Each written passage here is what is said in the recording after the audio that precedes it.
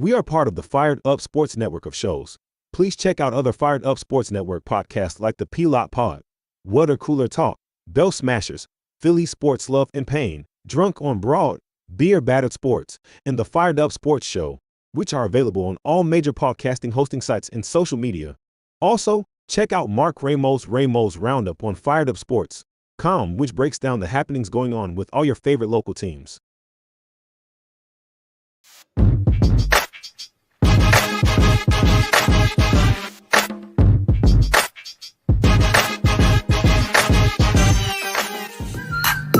The Philadelphia Eagles are Super Bowl champions. Swinging a miss, struck him out. The Philadelphia Phillies are 2008 World Champions of Baseball. Ladies and gentlemen, the Flyers are going to win the Stanley Cup. The Flyers win the Stanley Cup for the lead. Yes! Iverson, wow, what a fake off Daniels as he broke his ankles and got all the way to the cup.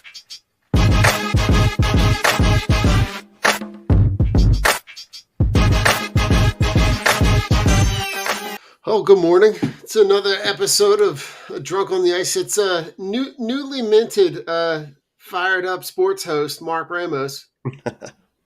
Appreciate that. Yeah. Yeah, man. It's you're what, 2 episodes in? It's Yep. they've been good listens. So if you haven't gone back in the archives, go check them out. A lot of good draft talk. We went from like not a ton to talk about to like a lot to discuss in about 40 minutes. So it's like you go from a little bit to like almost not having enough time.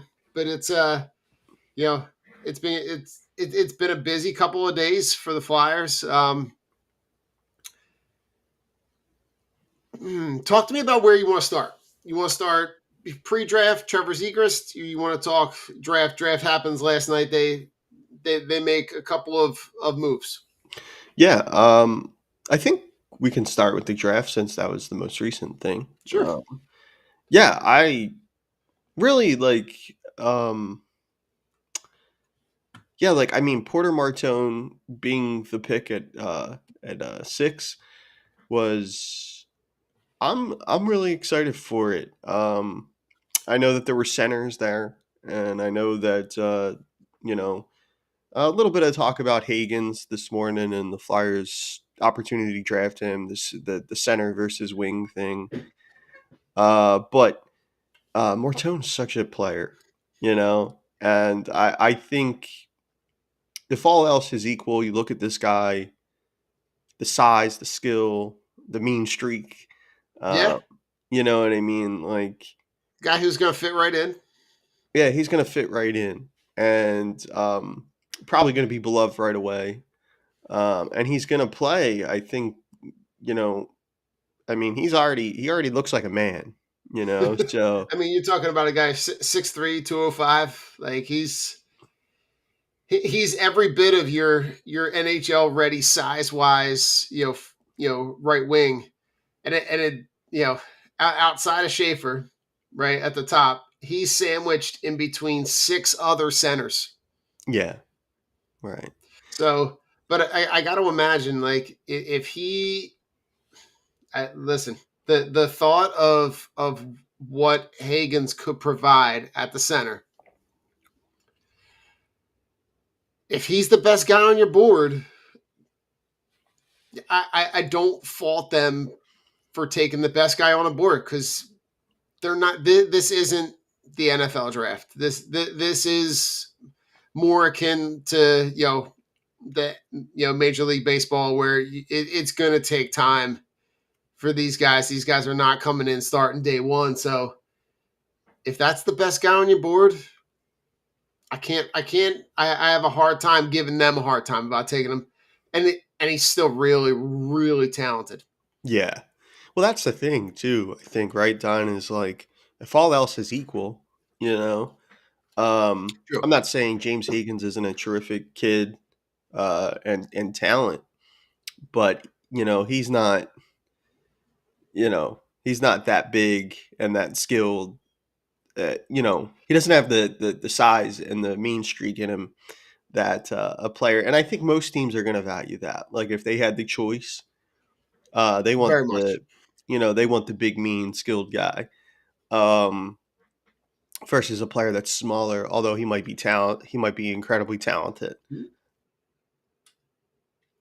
I look at this and I'm just Because Martone, there's enough there to like be happy about that pick. oh, very much so. So, yeah. Um, and I think on top of it too, I mean, like you listen to some of the media he did after, and he's very, very. Uh, he strikes me as like a future captain type of player. Guy Okay. wear a letter on his chest. He just kind of has that way about him, and also, which I can't imagine, was such a thrill for him and his family. Like, grew up a Flyers fan. His mother and father, bringing him down to Philly for a game when he was a kid. I think that's, had to be a dream come true. It's a dream come true for all these kids, but I would imagine, being drafted by a team that you had like an affinity for and grew up watching, probably really means a little extra. So There's a little extra sauce there. there is, there is, Yeah, I think I like the way that you hear and now that you're saying all that, right? A lot of those things make sense in terms of like you can see where he could be in a position to be in a leadership role. Maybe not right away, right? But like maybe when he gets to be on this team in his early 20s, that like that's an opportunity for him. Um, any surprise that I know that the Frondell was a guy that we had talked about a lot. Any surprise that he goes at 3? No, I was kind of surprised in the sense that he kind of, I mean, I had thought for a while, and you and I have talked about this on Mhm. show, off show, and stuff like that, Don. But I was like, I think this kid's an animal, like, Yeah, and um, it wasn't surprising to me that as the draft got closer, teams became. It seemed like he became more and more coveted. yeah. Um, top international skater according to Central Scouting this Mhm. year. Um, it wasn't so much a surprise. Um, and there really wasn't that many surprises, I thought, in the top 10 in general. Except unless you wanted to, you know, uh, look at the what would you call it? The mock draft stuff and Yeah. the, need at center for the Flyers. Mhm. Um, but again, I think that's not something I can fault them for at all. Like when I look at Higgins versus Martone, or I think that's something we're going to talk about. But I think once, as Martone gets closer to putting on the orange and black and playing for the Flyers, I think his game is gonna quell a lot of that. You know what I mean? Like, I do get that feeling. Something about Boston taking Jake O'Brien right after, or taking Higgins right after the Flyers. yeah, Something has like we're gonna have to watch this kid be a really good center for the Bruins for a decent amount of time. I'm like, I don't know. That was the only like when that pick happens right afterwards, and I'm like, Boston is sitting there going, as soon as they said they're like, as soon as they hear the P in Porter, they're like running up the they're running the ticket up and handing in that card, like not even letting it get to the time, letting the time go. It's just I do like I've been very transparent in saying I'm a sizist, yes, and and both of these picks kind of fit into the what the team has communicated in terms of like getting younger, getting more athletic, but also increasing the overall size of the player, looking for that combination of size and skill. yeah, yeah, definitely. And one thing too, I think about Hagen's, and this isn't a knocker or criticism. Like, I don't. I don't want to like, you know, run players down that I haven't watched pretty, extensively or anything like that. Um, Especially on a day with like this is such a like special day for them, to hear their Yeah. names called and things like that. So I never felt comfortable, calling a guy. You see like people react, and you see guys, oh, this guy's a bust. This guy's going to be this. Yeah, it's like they didn't even get to play yet. You know what I I mean? was And just saying, I think the bust or the boomer bust conversation is like there's so much evidence on both sides of that for as long as these drafts have existed that yeah, like this is just a thing where like you let the guy play, like let the guy play, and we've seen it, that, and this was something I was going to bring up is like, and we can talk about this next, like they package 22 and 31 to jump all the way back up with Pittsburgh at 12 to take Jack Nesbitt. Now yeah, Jack Nesbitt is another guy with size, right? 6'5", 185. Um, a lot of the conversation has been in the neighborhood of like, that's a guy you might have been able to get at 22 without having to move at all. yeah, yeah. And I was tweeting during the draft, and I was met with a lot of that. Was like kind of like you don't know this, you don't know more than the scouts know, kind of thing, and all. And it's like I'm not sitting here saying I do, but I'm saying that you know it feels like a project type player. Even then, like even if like a lot of the public models, I think like Bob McKenzie's like one of the top. He's pretty plugged in as far as like he does an annual mock draft for the Yeah. draft every year, and Bob McKenzie's like he pretty much polls a lot of scouts like league wide and Mm-hmm. their thoughts, and he ranks the players. But you know, I'm not saying I know more than a scout or anything like that when I say something like that. But to also, on the other end of the pendulum, believe that scouts are infallible or that they don't make mistakes on days like this, I think there's mountains of evidence to the contrary. You know what I mean? I would agree. They're human too. They get hard eyes for a player and lock on the guys just like we all do. Like they're human. Um, and that isn't like a criticism or a knock on Nesbitt. I just think it was like I think it was more of a project type pick. I like that he's big and mean. We're Philadelphia fans. Like we value that here. I think the Flyers certainly valued Yeah, that. That's one of the reasons why they wanted to go get him. Um, the skating's a concern, you know.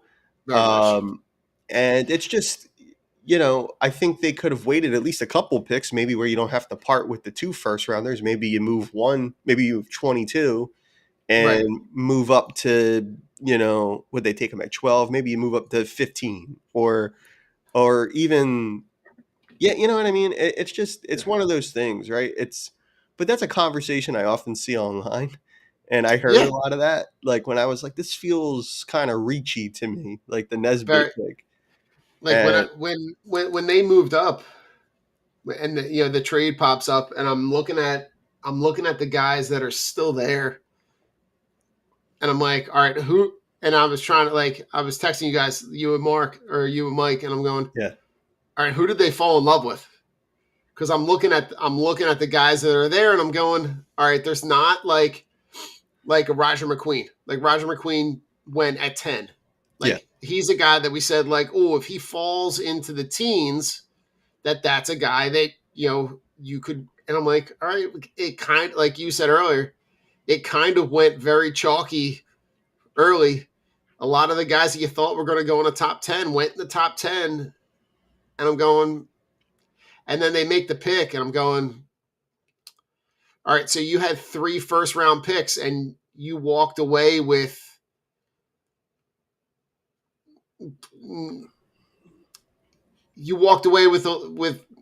kind of how do I say this kindly? You walked away with a bunch of question marks Yeah. when you know Yeah. I would almost have like instead of You know what? having go. No, I not to, I don't mean to cut you off. No, you're good. One of the things that I thought of too is like it felt like when I say reach, I mean more like in a desperate sense. Like Oh, very yeah. The Flyers took Martone where at 6, nobody has a problem with that, or at least I think nobody should have a problem with that.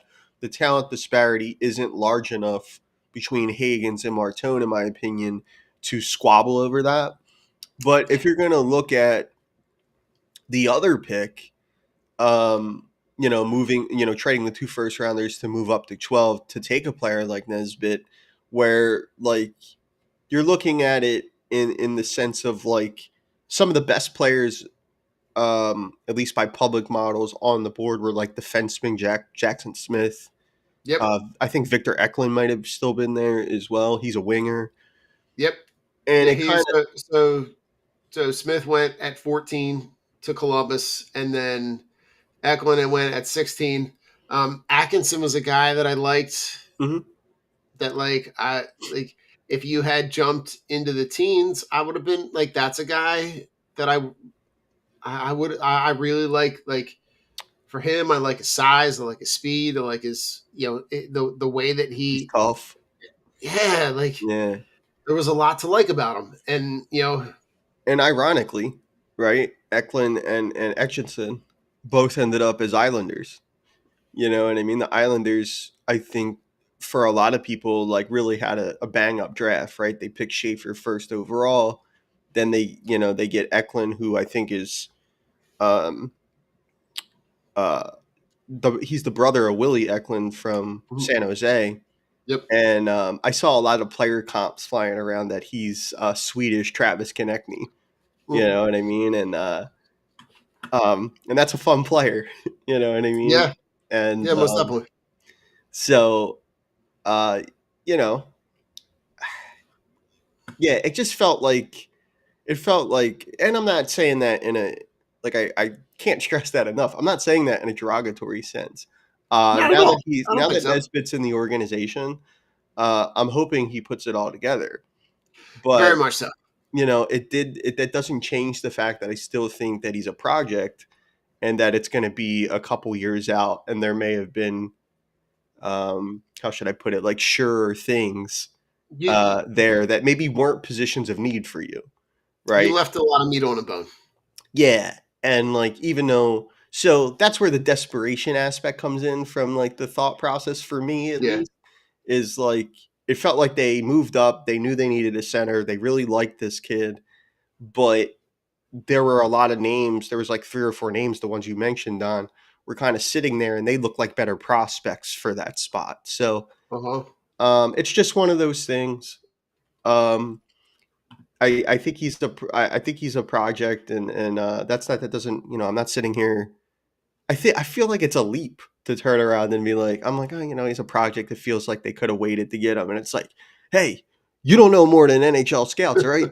So you sit down and shut up. Like it's like I'm not saying that at all. I'm saying like, No, you but know what I mean? I get I understand the need to want to fill that position, right? Because you're looking at a draft, and I'm just counting, just kind of like quickly, and from what I can see, 14 centers are taken in the first round.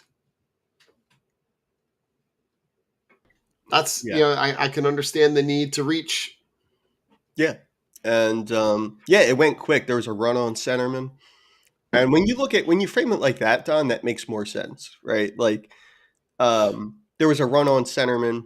Flyers really desperately need that both at the big club level and at the Developmental level, yeah. developmental level. And but I think when you look at like the centers throughout the system, Nesbitt now, Jetlachenko, Jack Berglund out of Sweden, and Ruinen, the Finnish prospect. there's a pretty common thing there. Maybe Lachenko is the exception because he can absolutely fly. True. But the Very other true. guys, I think, have skating concerns, but they're bigger guys that have good hockey sense. So the Flyers are clearly adhering to a certain, like they have like a clear philosophy. Very Um, much. we can question that philosophy. We could talk about that philosophy, right? Of course, but um, Yeah. they are at least like following a certain model that they think they want in a centerman, and I'm okay with that in general. You know what I mean? Like you definitely have to believe in something, uh, and yeah. So, but like then when you look at it like that too, it's like, and maybe this is uh, kind of like a segue into the Zegras trade or whatever, but you look at it and it's kind of um, they're very similar players throughout the system, but none of them really possess like super high upside in terms of like Yeah. maybe they're more projectable as NHL players, Sure. but we're not really looking at second line, first line type of potential. No, and that's where like just to put a bow on this stuff, like what is let's just take both of them and kind of like project out. What if you see like Porter Martone at the NHL level with the Flyers? Yeah. Where's he playing? Is he still playing right wing? Is he first line, second line? What's his projection? Yeah, I think first, second line, definitely top six guy. Okay. Power play, net front presence, kind of in a similar mold, and some of his player comparables that people were talking about. I mean, we were talking like last night. There's prime Corey Perry, Mikko Rattinen. People were, and I mean, like those guys are, you know, Yeah, like I heard Kachuk's name being tossed around, and I'm Matt, going, Matty Tkachuk. Yeah, and I'm going, like, yeah, yeah, some heavy like hitters. like if that's the comp, then yeah, sign me up. Yeah, Um, but I think like, I mean, you're talking Corey Perry. Corey Perry has done a lot in this league, and listen, if that's the projection, sign me up. yeah. That's how I feel. And to kind of like give it some like Flyers flavor, right? I think um, first, second line guy, net front presence, um, and I think of him as like a. I can see him dominating a power play in a way that Mhm. like we saw guys like Scotty Hartnell and Wayne Simmons kind of dominate like the Okay. net front area. I can definitely see Martone as that type of player at the next level. And but he's got a great set of hands. I mean, you look at like highlights or shift by shift. I mean, to be like big like that and to have like a pair of hands like he does. I mean, you watch him like finish scoring plays off, and he's. I mean, he's gifted, man. I don't. I It can't. is it is impressive. Yeah, and I just can't see the squabble over. I feel like we're splitting hairs when we're talking We Hagen, I, Martone. I You mean, we know. are. If we're just being honest, we are kind Mm, of splitting hairs. I mean, you're going to have any time a team picks a player, you're going to have people that are going to be on both sides of it. People sure. that love it, people that hate it. Um, I think when you think about the idea of his skill set and pairing his skill set and putting him on a power play with Mitchkov, right? We talked all year long about how many times Mitchkov can set up a guy Yep. and and the points that were left on the board because the guys that he was getting the puck to couldn't finish. Yeah. Well, this is a guy in front of the net that's probably going to be able to finish a lot of those plays. So, Yeah. He will. and you're talking about Mitchkov 2-3 years from now, Yeah. who's going to be hitting his stride, like.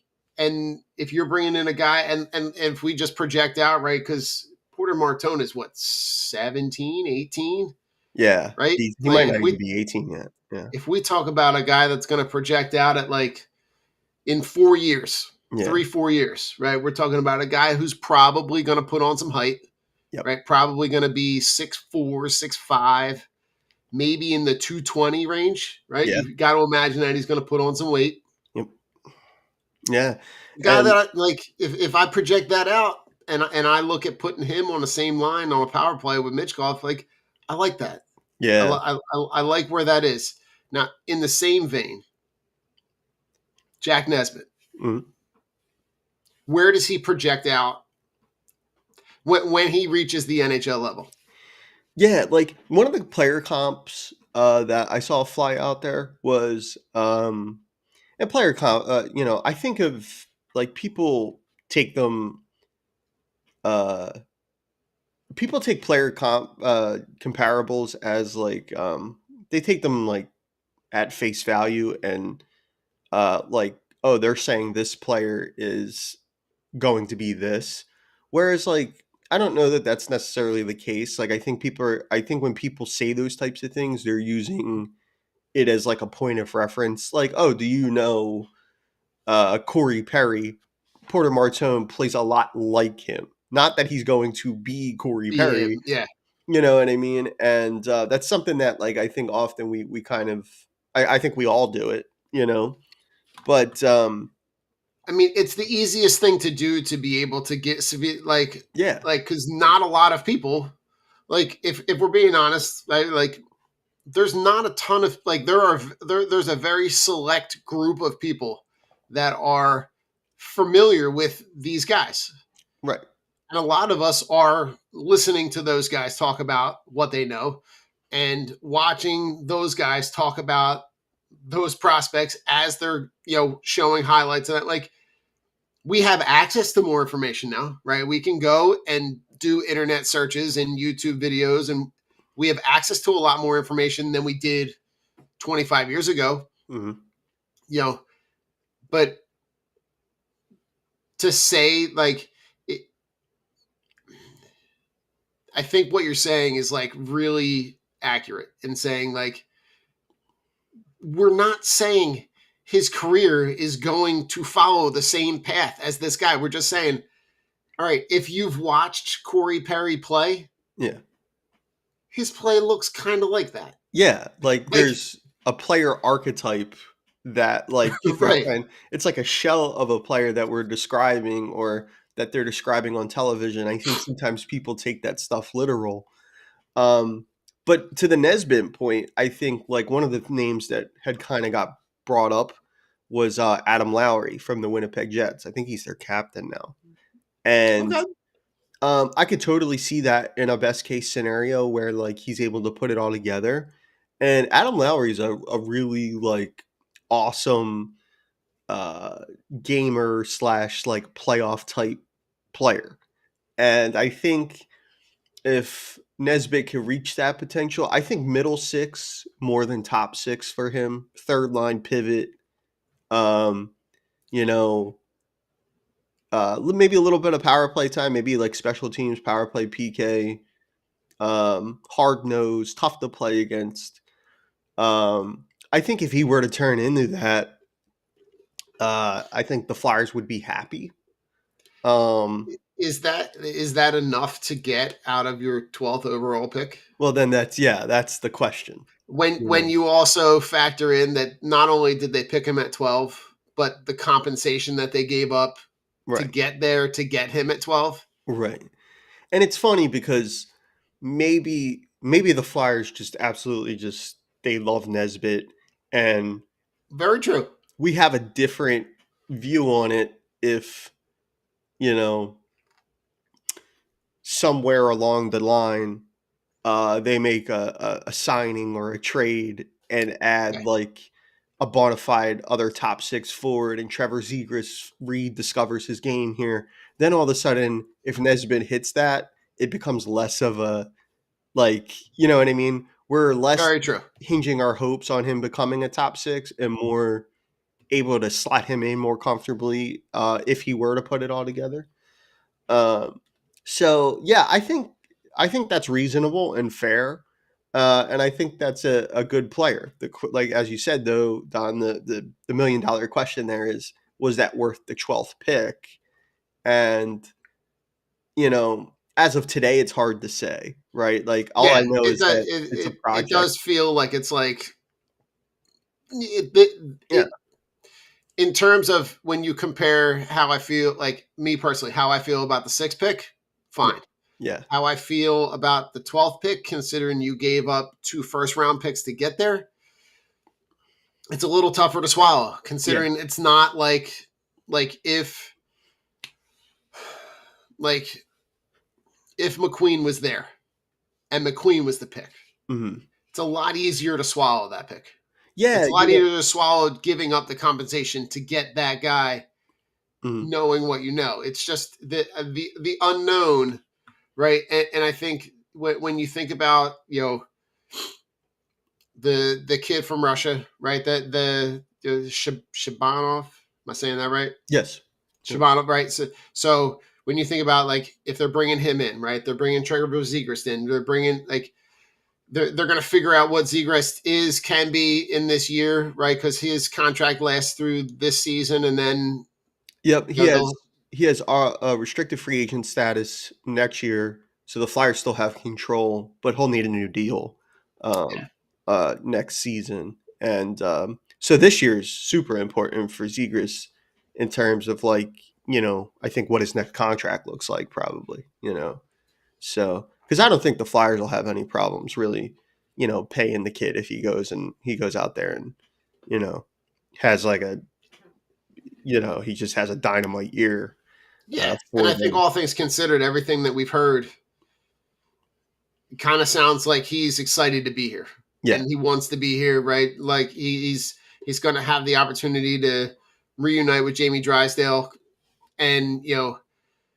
but I think the idea of elevating the skill players around Mitchkov, the guys that are going to be on the ice with them, is a good direction for this team to be going. To start surrounding your best players with better players, and maybe that, again, down the line, makes that a lot easier to swallow, these picks and these selections, because of what you've done in the interim. Yeah. The Zegers trade was that was a steal, man. I Oh God, you know that was it's one of those trades, Mark, that kind of came out of nowhere, right? Like, we had heard talks, but, like, it was all, like, it wasn't like that. It wasn't like this was a trade that there was a ton of lead up to.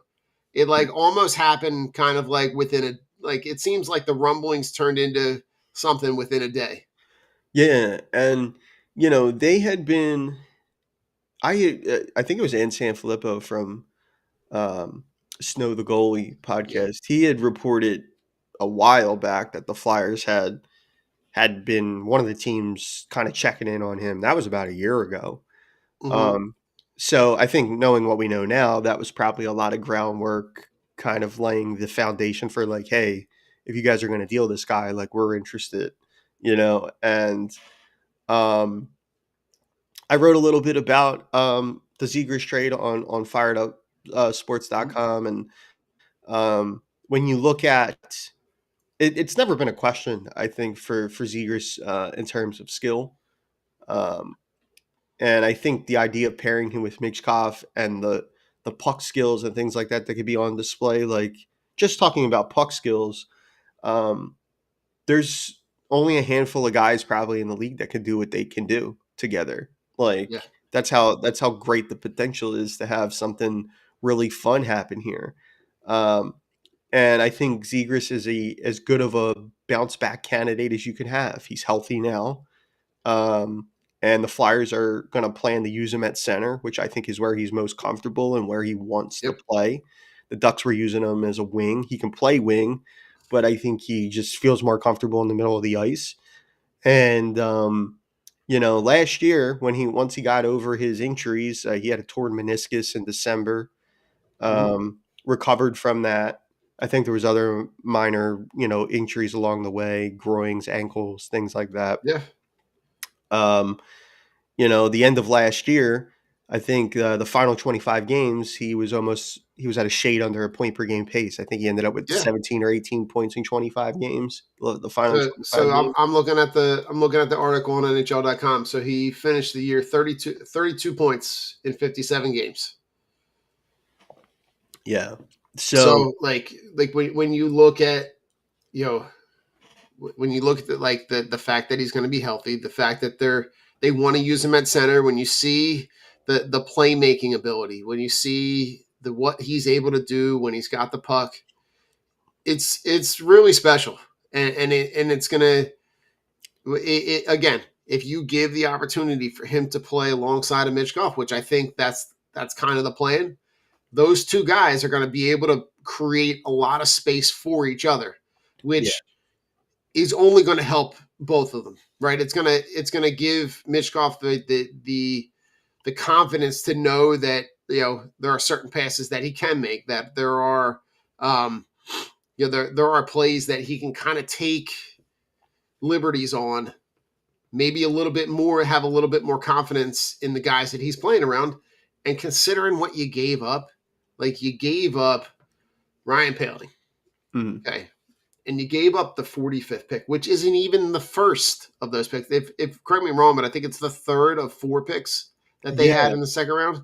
yeah, and it's funny because the Flyers have the Ducks' second rounder this year, and I remember I was saying to friends, I think I actually even said to Mike on the Fired Up show, or we spoke maybe offline, like texting and stuff. I said, damn, Ducks couldn't even get their second round pick back. Like, Briere is, they were like, oh, we'll take a second, and they were like, can we have our second back? Briere is like, no, you're going to take this second. I'm surprised they didn't convince him to just take the last one. Yeah, right. The final. But Yeah, this Mark, I saw this move, and this move had Howie Roseman written all over it. it was very Howie-esque. Yes. Right? Like this is a guy like has had success, right? Was on the cover of the video game not that long ago. So the NHL has seen, you know, he's an early first. He was he the 9th overall pick? Zegers. Yeah, Yeah, I think he was. Yep, in his class. like there's there's a lot to like about his addition to this group, considering where this group is kind of ascending to. Yeah, yeah. I mean, the injection of skill, I think, was something, right. Like we had been kind of lamenting the last kind of 2 years, and especially down the middle of the ice. And we've said on these shows too, Don, about having somebody who you compare with Mitch Koff that thinks the game at a high level, because Mitch Koff sees the game in a different way. He just does. It's part of what makes him special. And to pair him with a player who is as creative in a lot of respects in Zegras, I mean, it has the potential to be really fun. I'm certainly expecting, and I think a lot of us are expecting, some highlight reel goals this year from the two of them Mhm. playing together. Um, and yeah, I mean, it's an exciting addition compared to what you paid for him. Um, Obviously, he was available for a reason, but at the same time, you can't really bona fide all situations. One first line centerman, just teams aren't going to trade those guys, so you have to kind of target players that have fallen out of favor, or maybe there's some injury things here, or maybe Right, it's there's a little bit of a logjam in Anaheim, right? right. With McTavish and trying to think who the other guy is. Leo Carlson's there. Yes, Leo Carlson, right? Like so, there's Yeah, a little bit of a logjam there, which is why they probably moved him out to a wing. So he's going to get that opportunity to play center here. I just the upside is a yeah, very it's a very intriguing upside for me to see.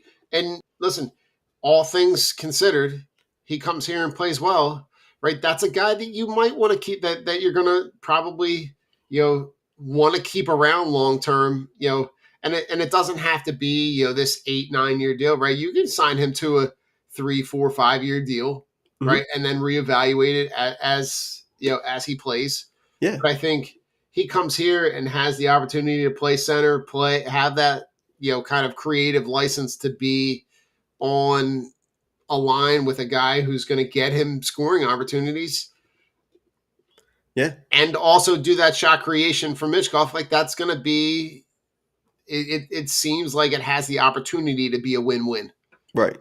Yeah. Totally agree with that. I think it was a no-brainer. It was super savvy of the Flyers front office to pluck him out of a situation like Anaheim has. And yeah, I mean, like I think that's the type of player and the type of situations you should probably be circling if you're the Flyers, like around the league, like in order to get better. I think Florida, when I think of like Huh? what the Panthers have built here the last couple years, back-to-back Stanley Cup champs, they've done that where like, you know, they target players, maybe even guys who are not in situations that are really all that great for them specifically, but they see a vision for how they fit in Florida with the Panthers. Yeah, Um, and I think that's kind of like, you know, obviously Zegras is going to, as we just said, like Zegras is going to play it in a different type role here than he did in Anaheim. And, you know, and one that I think really is going to benefit him because the Flyers really need someone of his skill set and caliber. So yeah, it was a really savvy deal. I really like it for them. And, yeah, and I can't wait to see him and Michkov like on the power play together and maybe as line mates. You know, it's gonna yeah. be fun. No, it'll be good. Now, before we jump out of here, they're going to pick back up in the middle of the day today with round 2. They're going to pick 4th, 8th, and 16th in the second round. At picks, you're going to see 36, 40, and 48 overall. Talk to me about guys that you like for that spot, positions.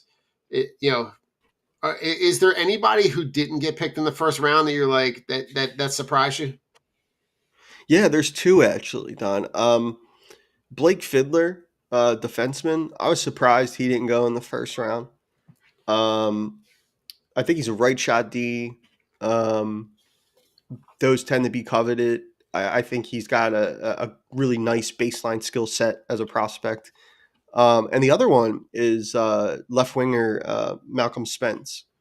I saw like mock drafts, like public mock drafts that had him, you know, high in like the late teens, early 20s. I was surprised to see his name not called last night. Um, and some of the players that were called before him, Ahead of him. ahead of him. So I definitely think they're early second round targets. One's a defenseman, one's a winger. I don't know if the Flyers are going to want to hit center hard. I have to look at what's available there Yeah, um, in the early seconds because that's also a good place to find high end quality players too. Some guys that maybe slip out of the first round for whatever reason. sure. And yeah, I think like in pitchers in baseball, I definitely think they're going to look goalie. You know, keep drafting the goaltenders.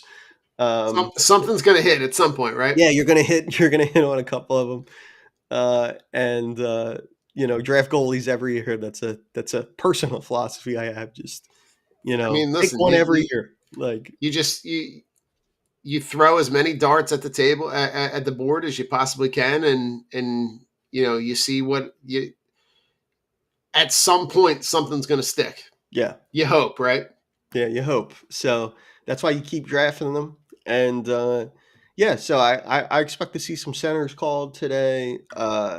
But Fiddler and Spencer, both two guys that um, I would imagine would be on someone's radar today very early. And the Flyers, of course, have two of their second rounders are early. So in that top 10 range there for the second round. So um, I'm expecting them to maybe look in that direction if those guys haven't already been selected today. So, but I definitely think they're getting their names called today, Fiddler and Spence. All right, Mark. I'm a size guy, right? Yes. I got a guy out of St. Peters, out of Dynamo St. Petersburg, and I'm gonna butcher the name, but he's 6'6", 220. Denali Pravakov. Yeah, I've read a little bit about him. Yeah. So the skating is below average. The puck skills are average. Hockey sense is average. His compete is high end. Yeah. Did you So see? Do you see the kid Chicago took late last night? Mason Mm, West. no. Fascinating story. Real quick, like just Yeah, yeah. as a side, like he's a two-sport athlete. He's in Minnesota. He goes to like prep school in Minnesota. He plays hockey and he's a quarterback. He plays football. And Okay. they showed like you want to talk about you were saying about like the size thing. He's like 6'6", 220, and he's 17. And I'm like, he went up there, and I was like, you know, are we sure this guy's 17? Like, somebody check We this sure guy's we did. birth certificate. He's I was probably. going to say, I was like, you need to check a passport, birth certificate. I was like, I was like, I was talking to friends, like texting friends. I was like, this guy might be an '89 birthday. You know, what I mean? Yeah, right.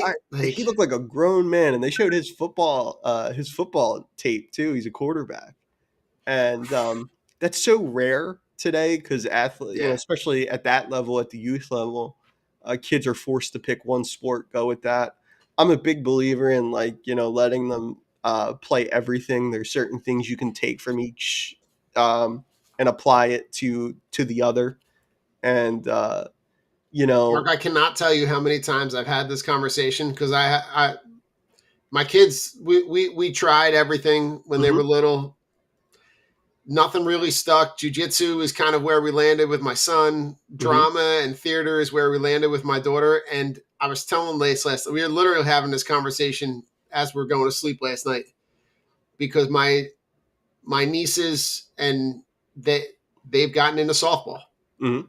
and travel softball, and like it's all year long.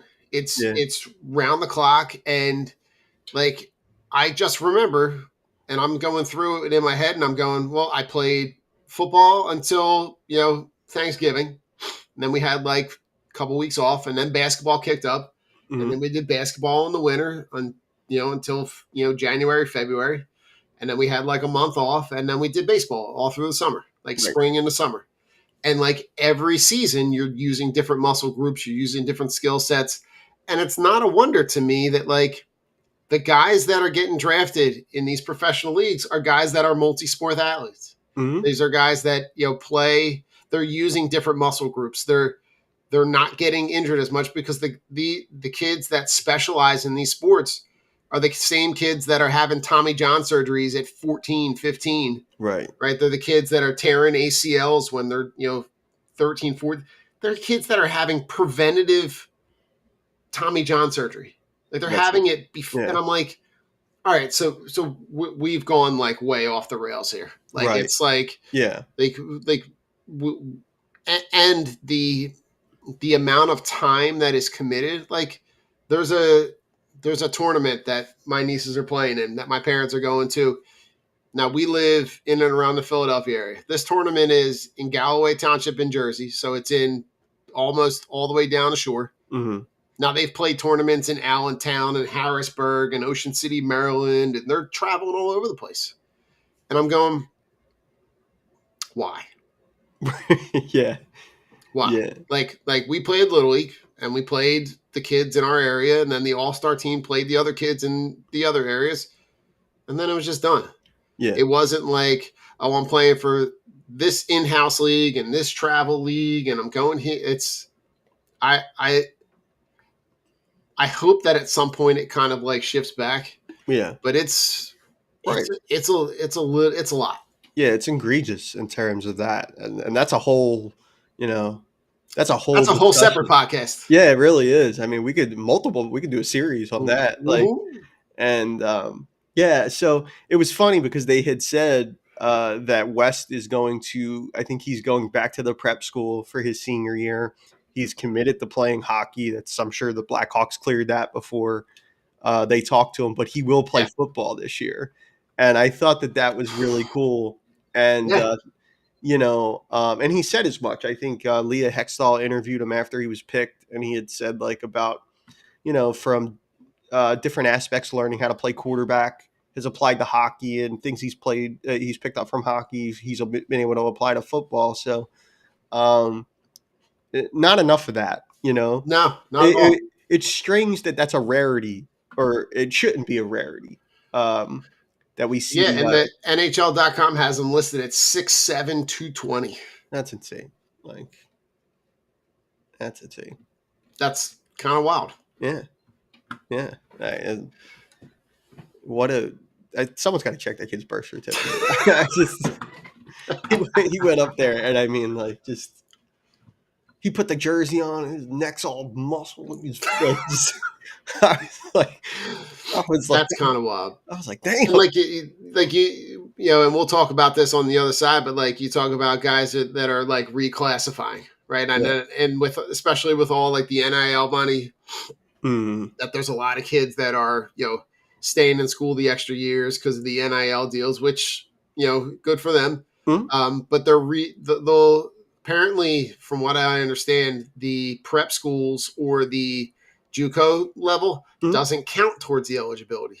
So the JUCO stuff is going to become a big thing. Like guys will go from high school to JUCO before they jump to college, but there's a whole regulation of things that have to happen there because that portal being open twice a year, it's just it is leaving the kids just become independent contractors that like are just jumping to the next big deal. Yeah, that's a really great way to put it, I think. Yeah, you know, for sure. They aren't student athletes, if we're being honest. No, not at all. And to be honest, they're not being treated that way. They're not being compensated that way. No. So you might as well just have like a separate, like they are like playing as a representative of the university.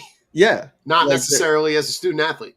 Yeah. And those schools, you know, they use them as like walking advertisements and billboards for, oh, you know, so-and-so went here. And, you know, and they were here 1 year, if that, to play basketball or football or whatever. And, you know, never been to class, never was a real student, you know what I mean? And it's, I mean, like you said, we could do multiple shows on that. We'd do a Drunk on Broad investigative pod on that. That's great. Mark, anything else Flyers related before we jump out? We'll talk Sixers on the other side. Yeah, no, I think we'll jump to Sixers and, you know, we'll see what they do today. Sounds good. Go Flyers.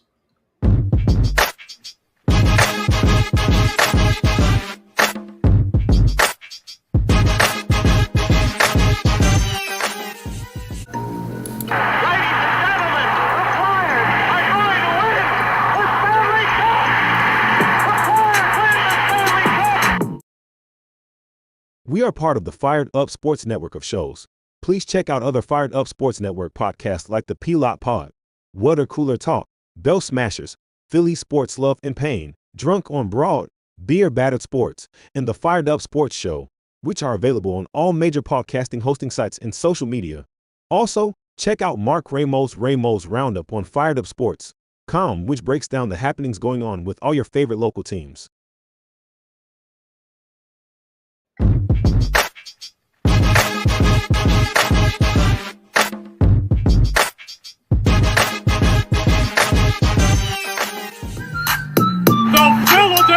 Eagles are Super Bowl champions. Swing and a miss. Struck him out. The Philadelphia Phillies are 2008 World Champions of Baseball. Ladies and gentlemen, the Flyers are going to win the Stanley Cup. The Flyers win the Stanley Cup for the lead. Iverson, wow, what a fake off Daniels as he broke his ankles and got all the way to the cup.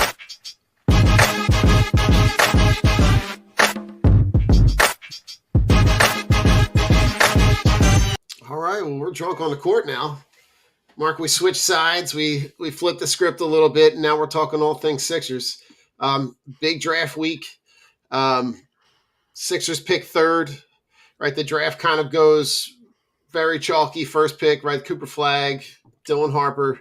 I know that there was a lot of rumblings for the Sixers essentially to try to get up to take Dylan Harper, considering, you know, a point guard that can kind of run the show and let Maxey play off the ball would be a really good option for them.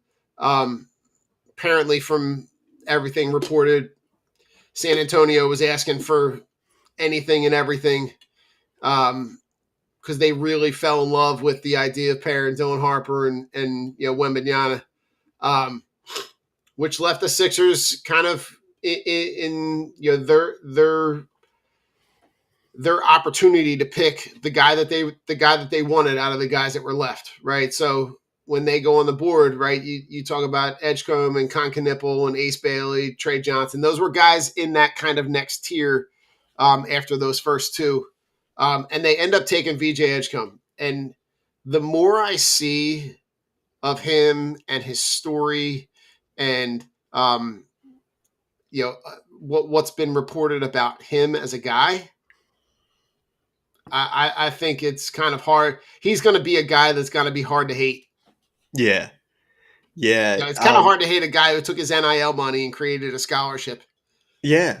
I mean, I came away with that impression too. After listening to him talk and things like that, it's like not only is like the basketball fit interesting and kind of fun and a lot to, we'll get into this about like, Maxie McCain and Edgecombe and like what this is going to look like. And it's really like, it looks like a really fun young nucleus forming here. Yeah. But then like to look at this and hear this kid speak and to also know that like the Sixers also seem to get like a leader and like a quality human being on top of it that's been through a lot of stuff in his young adult life. And it makes me love the pick even more for them. Yeah. And that they so desperately needed somebody in the organization like that. Both from a basketball fit and from like a leadership standpoint, like a guy that looks like he could be a young leader someday and really kind of take this club where they need to go. But I mean, as far as the pick, I mean, like, the dog in him, the on-ball defense, the athleticism, things like that. I mean, it's exciting. I can totally see what they loved about him. The highlights of the athleticism is kind of what jumps off the table for me. Right? Yeah. His ability to be able to get to the rim, sometimes out of control a little bit. Yeah. But a kid that can just kind of is going to play, and this is the part that kind of set it apart for me. When you think about, we could talk about all the Ace Bailey stuff in a little bit because that was a whole separate story. Yes. But when I saw this quote and it says, growing up, if you wanted to play, you had to play defense. I hate to see people score and I hate to lose. So if I have to play defense the whole time, I'm going to love doing that. Sign me up. Yeah. Sign me up. Like that is something that like, I'm in. Yeah. Like you had me when you said you're going to go all out and play defense, right? And then I go watch the highlights from Baylor and I see the chase down blocks and I see you getting back on defense on a fast break. And, there's a lot of qualities of guys that I loved. And the closer we got to the draft, the more that I loved the player that I was seeing. And the more that it highlighted not highlighted, but necessarily reaffirmed my feelings about Ace Bailey being more like Ben Simmons. Yeah. I got a really bad Ben Simmons vibe from him. Yeah. I don't know. I'm trying to think of. I don't know. I like with the Bailey thing. We talked about this. We've talked about this on the Fired Up Sports Show a few times. About him. I don't know. I hate to say it, like I don't feel comfortable saying this about guys, especially guys like young like that. Like I had said on the Flyers show. I don't want to knock guys. This is their day, right? But I don't know where you get off acting like that when you went to Rutgers and you were like, you've never played in a big game in your life, you've never been in a tournament game. You've never experienced this kind of, the Knipple thing, the flag thing, even like Malach, right? I think where'd Malach end up? Hold on one second. I got it here. He went to the Rockets. Oh, the That Rockets. pick got traded to the Suns. Okay. Yeah, like when you look at those three guys, even though you may like them as prospects and things like that, but I think when they come through that Duke program, that they've played in big games. Playing at Duke's a big deal, and you know that there's going to be like a certain level of like, and there's a lot of programs like this in college basketball, but like, that like they're going to be prepared a certain way for the next level, Very much. and it's just like, and I don't know if I should really lay all of that at the feet of Ace Bailey, or I should lay some of it at his feet versus some of his management. Like he feels really, really misguided on this. It seems like he's getting really bad advice. Yeah, it does. And I, to have the scheduled workouts and to cancel the workouts and then try to manipulate the draft to be able. It seems like he was trying to get to 6. Like Yeah. he's like, if I can get to the Wizards, I would be okay with the Wizards, but didn't want he didn't want the Hornets at 4, like was trying to not be at the Hornets at 4, but didn't want to go to the Jazz. And you know what? I give Danny Ainge is a complete savage He is. because he heard Ace Bailey say, I don't want to go to Utah. He canceled the workouts in Utah. He's refused to attend any kind of post-draft press conference with Utah, Yeah. right? And Danny Ainge goes, I'm taking him. Yeah. Right? Like, and for nothing other than to take him as an asset. To say, Yep. like, oh, you don't want to be here? That sucks for you because we took you. So you got to play here. And if you don't want to play here, oh, well, then we'll trade you. And then we'll get something out of it. Yeah.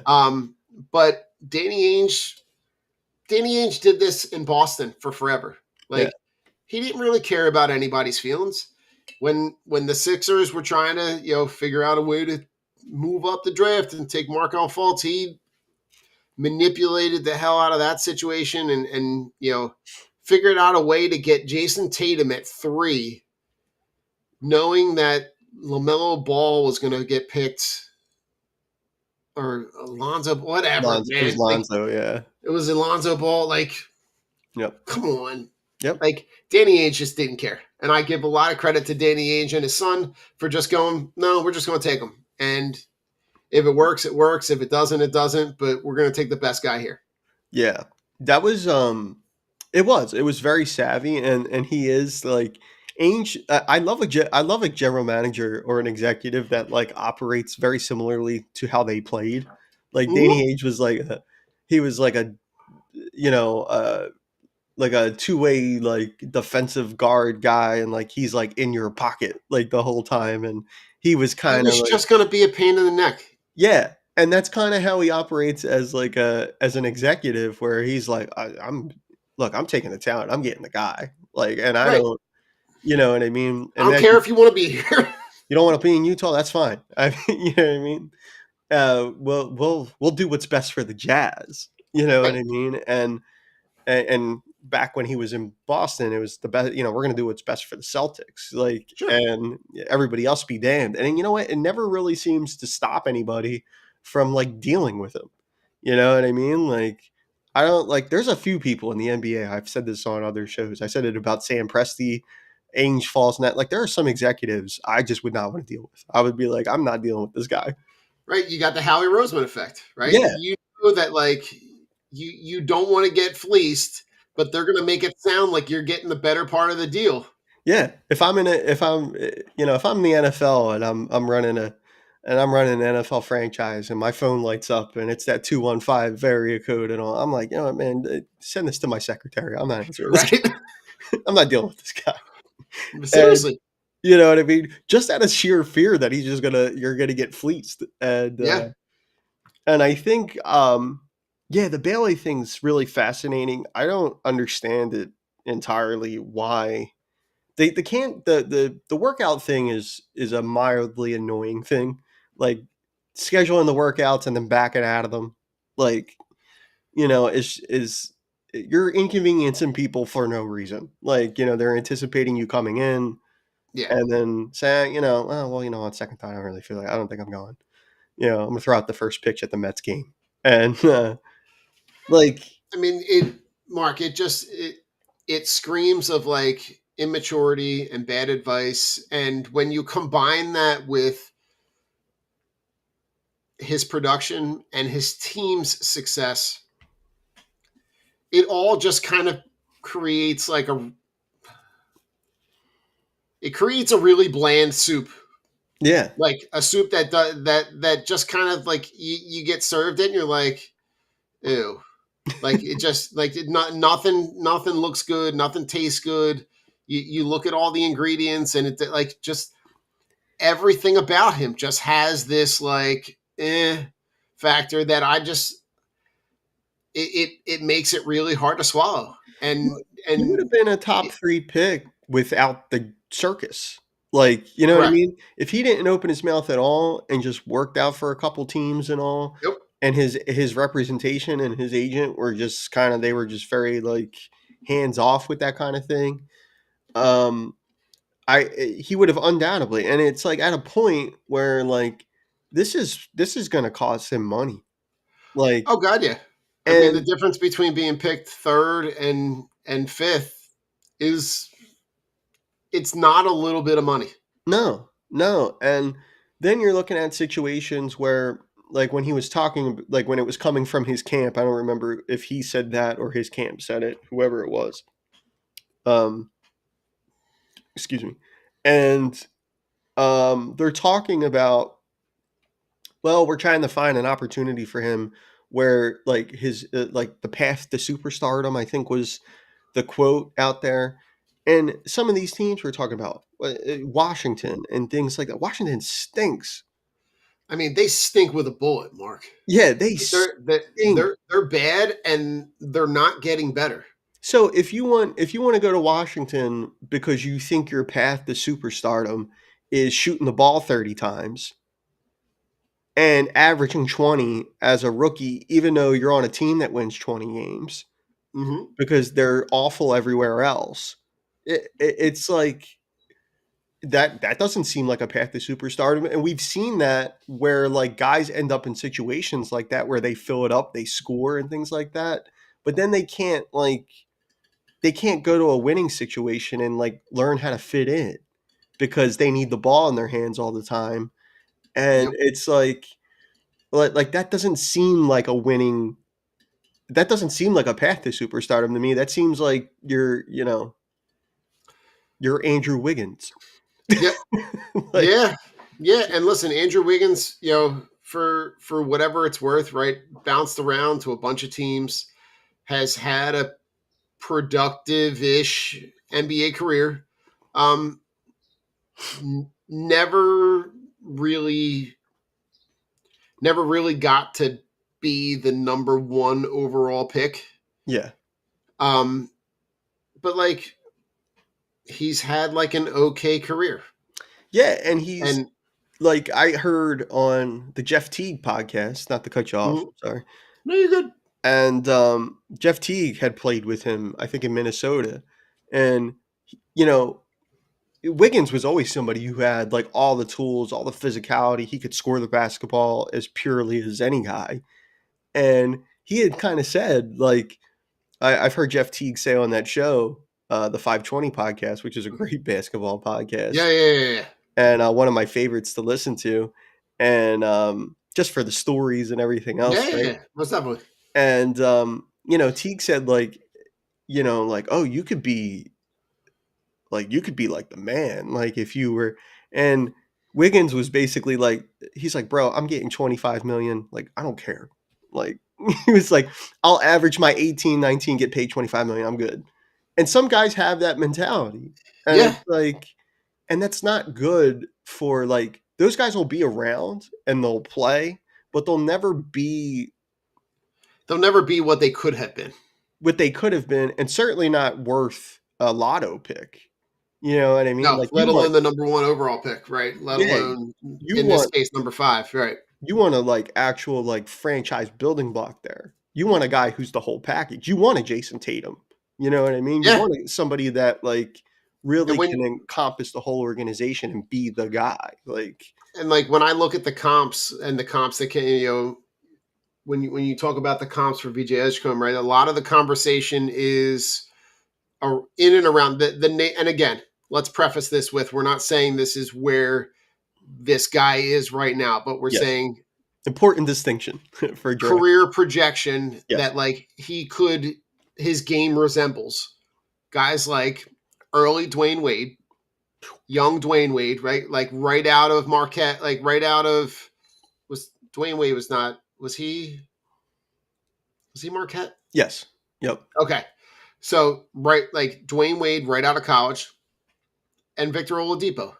hmm Like young, wing, athletic, plays defense, like it is gonna be a guy that you can kind of build around. And hmm when I look at what those guys were able to do to contribute to really productive winning teams, I have a hard time arguing, when I'm looking at Ace Bailey and the comp that I hear people talking about when they talk about the whole package is that it reminds a lot of people of Ben Simmons, right? A guy Yeah. who's wildly talented. No one will argue with his ability to be able to show you the talent in an empty gym, but like put him on the court. And what's hard is like when you look at Ben Simmons early, like those first 2 years, Mark, if you had told me that his career was going to fall off a table, hmm I would have bet my entire house on it. Yeah. Because what he did in those first 2 years, you go back and look at his first 2 years in the league. I mean, taking people off the dribble, hmm like getting to the rim whenever he wanted, like getting up the shots in the mid range, like the passes, the no look passes, the dribbling behind his legs, through his legs, like making people look stupid. hmm Yeah. And then This makes me sad. it does. Thinking of it. You know what, Mark, though? It really does. But talk about another guy who was completely content with the paycheck and never really put in the work to be a better player. Yeah.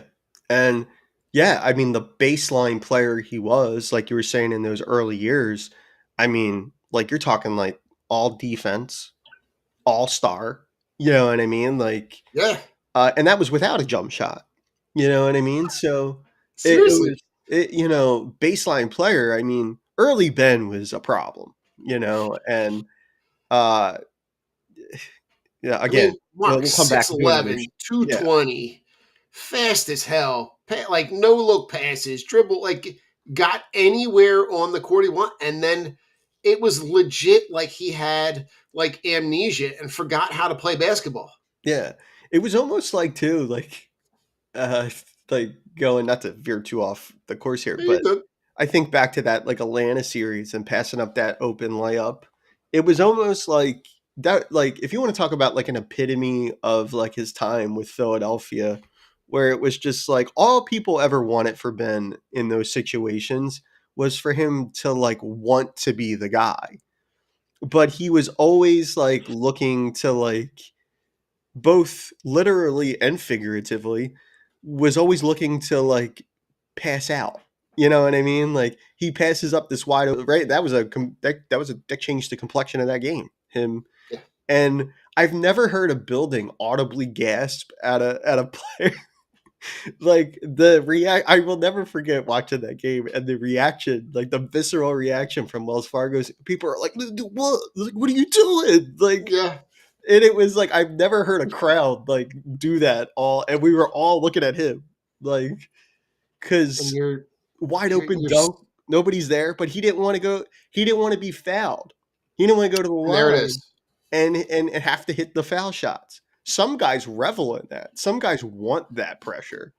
He couldn't have wanted to be further away from it. Yeah, And that's where you talk about guys that are willing to do whatever needs to be done to work on their craft. And I'm going to just go to a guy who was here, who played in the finals, and if Indiana wins, you could have made a really serious case for TJ McConnell to be the MVP of the finals. Yeah. And you talk about a guy that carved out a career doing all the dirty stuff, like doing all the stuff no one wanted to do.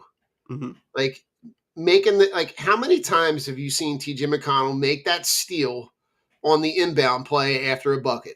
Yeah. Like just lurking right at the foul line, lazy inbounds pass, steals it, pass, layup, like making the defensive plays, right? Garden, being a pest on the defensive end. Like guys like that worked on their game that had, I won't even say, like, he doesn't have half the talent that Simmons ever had. No. But he's had, like, if you put those two dudes side by side and said who had a better NBA career, right? The short, barely 6 foot white guy or the 6'11 athletic freak. Yeah. Yeah. TJ. Yeah. I mean, TJ's been, his game too has never, like, his game is exactly the same as it was It's in very true. Philadelphia. His game's all about will. Like, and I don't know how many times, it's great. I love it. I really do love it. Like, I love that little mini, that little mini bunny he takes, like at the baseline over guys way bigger than him. That I little mean, like he bunny carried. shot. There were periods of time in that series where he's carrying them for like a whole quarter. Yeah. I think Yeah. it was at game 6 or game 7 where he had like 10, 12 points in the third quarter. Like he had like 7 straight possessions with a bucket. Like Mhm. he just played incredibly. And I love, I was so rooting for Indiana, and it just, with the Halliburton injury. And this kind of leads me into the next conversation because it's like, they draft another guy in Janai Broom, who is another guy who is going to be, a dog, right? He's going to be a guy that's going to, he may not have the best offensive game, right? Yeah. But he's going to be a guy that is going to be on the boards and going to be athletic and going to, hopefully his game can evolve, right? But he's the 35th overall pick. He's Yeah. not coming in to save the team. But it is the East, and I'm gonna let myself in for a half a second with all of the injuries, right? Yeah. Because Tatum's not going to play next year, Halliburton's not going to play next year. Dame's not going to play next year. Giannis might get shipped out to the West. The Knicks are getting a new coach. Why they fired Thibodeau, I don't know. The Magic are going to be a potential problem when they They're bring gonna in be Devin because, they're gonna be all right. Yeah. right? Like you're talking about the Cavaliers. Is there a pathway for this team to be competitive next year? There absolutely is. And I think it's because the East is such a mess, like in Yeah. terms of, and that's not like, look, you have to beat who's in front of you. Like I don't like, I hate holding that against teams and stuff. Like your schedule is your schedule. You got to go out there and get it done. It's not, if you're the Sixers, you're like, if the East is completely like riddled with injuries, Giannis goes out west. Well, like the Sixers didn't trade Giannis to the West. Like it's not their fault. Like they could go out there and win. So Very true. I don't care about that as much. But there's totally a pathway, I think, to that happening. Janai Broom, one of the things you mentioned Broom and stuff. One of the things I like about this pick for the Sixers was, I think he was 5-year guy at Auburn. I'm pretty sure he was Mhm. 5 years. The Sixers, he had said like the Sixers had met with him last year at the combine. So like they had been watching him, like, and watching his development and his game come along. I think that was something he had said in his interview. And that was a common theme, I think, between the Edgecombe pick and the Janai Broom pick, was that like Broom seems like I know people were kind of like dogging him a little bit with the combine video of him not being able to jump and hit his vertical didn't look too great and things like that. But to that McConnell point, he goes out there and he competes, Yeah, I and he mean, was Mark, in those tournament games, right? yeah, Going out and grabbing boards with essentially one arm. yeah, Like he's just a guy that's like they picked up two guys that are going to be guys that are going to play for a team. yeah, yeah, I- and I'm they I'm play a never long, going to give him a hard time about it. and those guys play a long time, and they find serviceable NBA careers, and they find themselves on winning teams all the time, and that's not a coincidence. You know what I mean? And it's just like I really love this draft for the Sixers. I thought this was the type of draft they needed to have. Then to hear these kids talk and all, and I was like, to be blown away by their. I had talked to my cousin and my uncle. I have a group text with them. It's kind of like our basketball chat. They're big hoops fans, Nice. and we were talking about it, and I had said like one of the things I love about both these kids is like they're eat, sleep, breathe basketball types. Yeah. You know what I mean? And they're not streaming Fortnite on the side. You know what I mean? They're not doing whatever. Like if EJ Engstrom was in the gym the next day, you Yeah. know, With his and with his Sixers gear in tow, yeah, right? and I love that. Like I love that Yeah. because I do think that matters. Oh, Um, it absolutely matters. and then those like to look at, you just mentioned the Pacers and NBA champion Thunder. I don't think that team's going Yeah. anywhere. They're going to be good for a long, long time. They're going to be good. They're going to be good for a hot minute. And that Yeah. is a team, Mark, that nobody's really talking about, but they've got the ammunition that if they want to go and get Giannis, Oh Jesus. right? They have the draft capital. It'll be, I mean, they've got what, like 20 first round picks in the next couple years. Could you imagine Chet and like Giannis in the interior? Like, Chet and Giannis and Shea, ugh, right?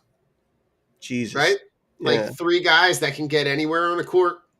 Three guys that Shea can, Shea dribble drives, right? That mid range game for him is something that he's kind of reinvented in the NBA, Hmm. and he can get there and throw a lob, and he's Yeah. got two guys that can go up and get it. But that's a team to keep my eye on because Yeah. as well as they played, they need another scorer. Right. Yeah. And Jalen Williams, I think, is just scratching the surface on his game. Very much He so. he came through big for them late. But like watching that finals and to kind of try to apply it to what the Sixers did at the draft too. And this is more of an Edgecombe thing, I think, than a Broom thing. But one of the things too, like where for both teams, really, I think this is why it went 7 games, was that the off the ball defense and things like that both these teams possess um, was really really great to watch. Like if you're like a tried and true hoops fan, scoring the basketball is always the most fun thing, right? But Very much. the defense in this game in this series, the NBA Finals this year was really great.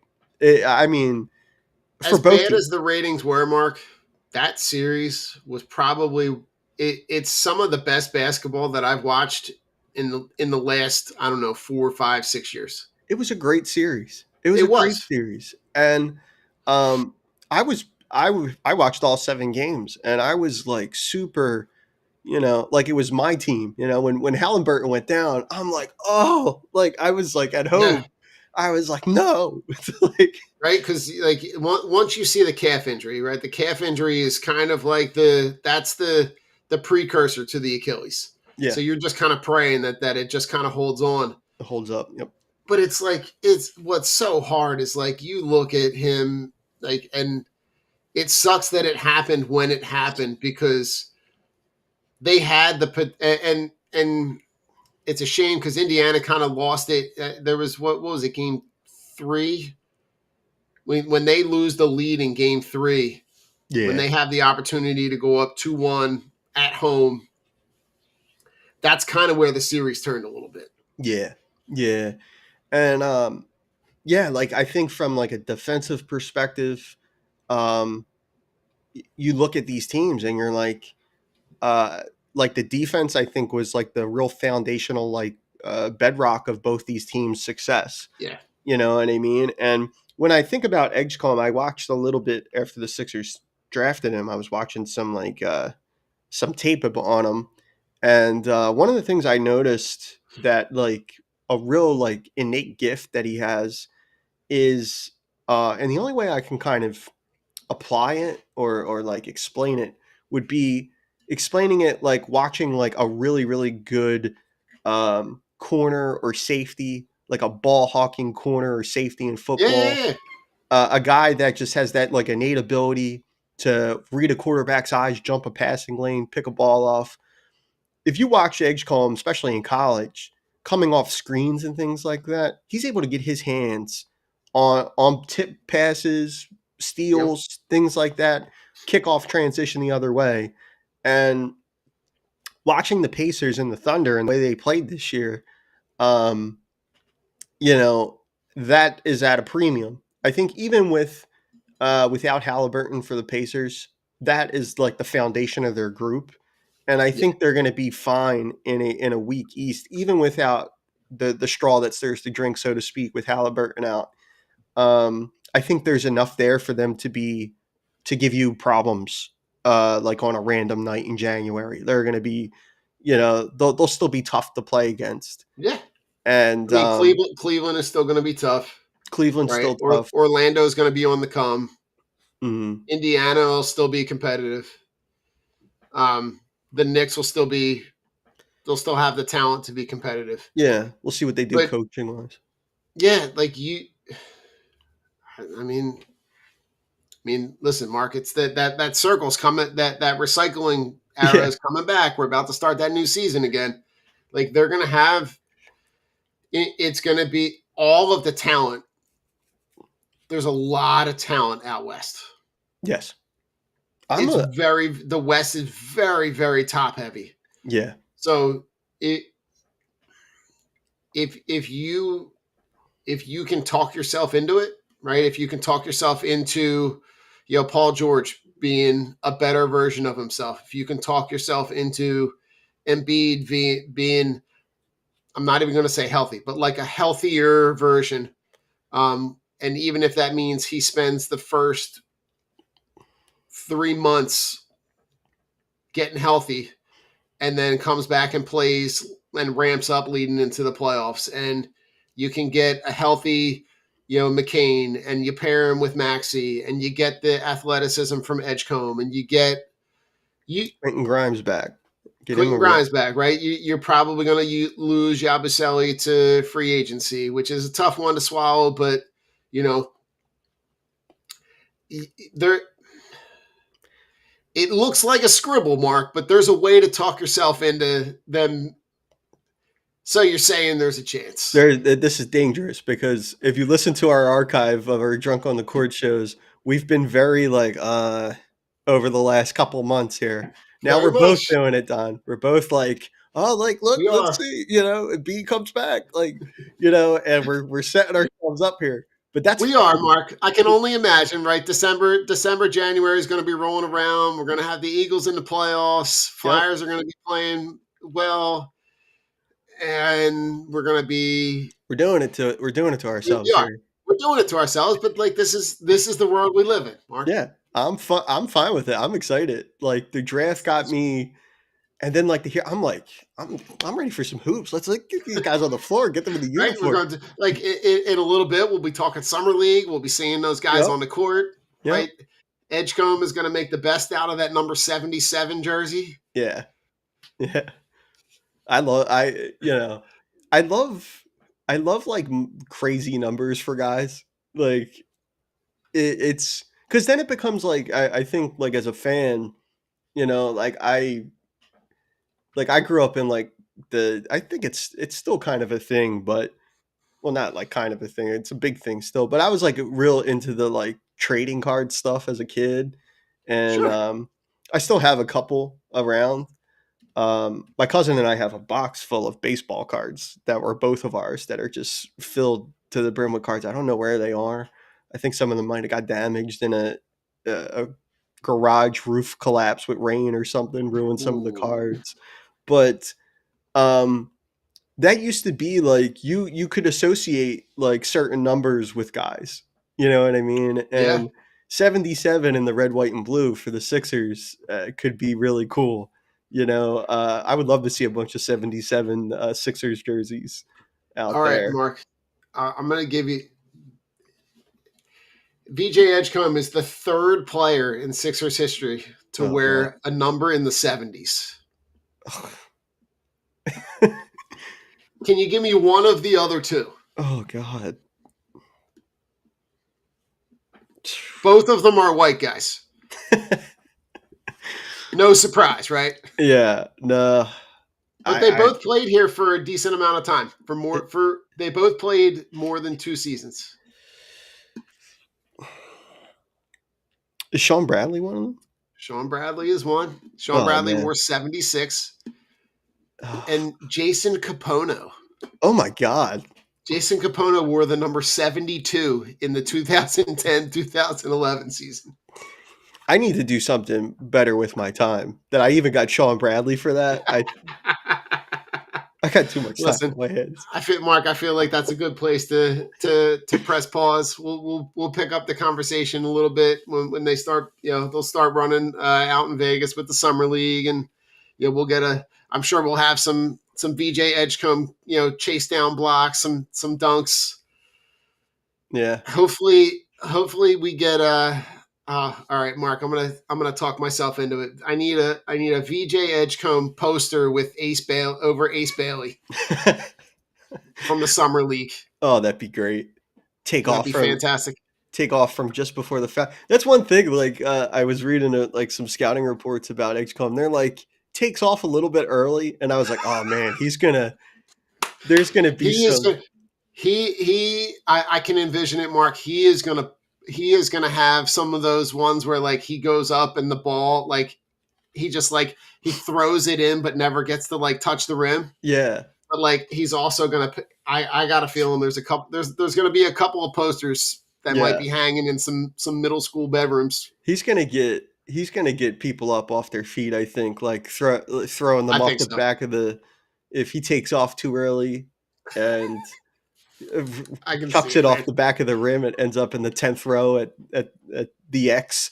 Like, I mean, very, very much so. People are going to be on their edge of their seat for that, and like I'm all in, man. I'm ready to go. I love it with it. So I love it. Listen, on the way out, go Sixers. Yeah, go Sixers.